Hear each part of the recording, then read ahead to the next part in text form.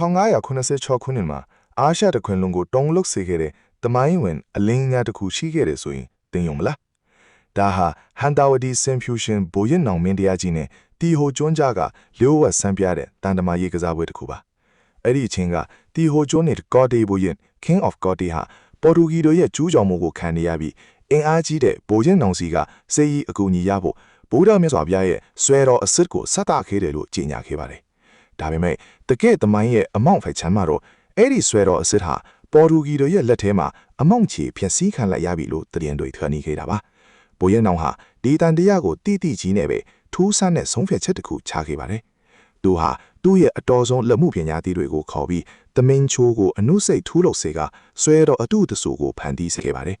ပြီးတော့အဲ့ဒီဆွဲတော်ကိုရွှေကြိုးပေါင်းများစွာရတနာပေါင်းများစွာနဲ့ထည့်ထွင်ပြီးတီဟိုကျွန်းကိုခမ်းနားကြီးကျယ်စွာပြန်လည်ပင့်ဆောင်စေခဲ့ပါတယ်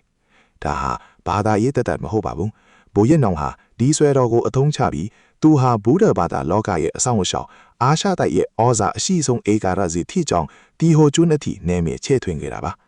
တကယ်တော့ဒါဟာတမိုင်းမှာအနုစိတ်ဆုံးနဲ့အကြီးမားဆုံးတန်တမာရေးရာလွဲ့ကွက်တစ်ခုဖြစ်ပြီးယနေ့ထက်ထိအဲ့ဒီဆွဲတော်ရဲ့အစစ်အမှန်ဖြစ်မှုဟာတမိုင်းပညာရှင်တွေကြားငင်းခုန်စရာဖြစ်နေစေပါနိုင်ငံရေးအာဏာအတွက်ဘာသာရေးနဲ့အမှုပညာကိုပေါင်းစပ်ပြီးကဘာကိုလွှဲစားခဲ့တဲ့မြမသမိုင်းကဒီဖြစ်ရဟာတကယ်ကိုအားတော်မှုမကောင်းဘူးလား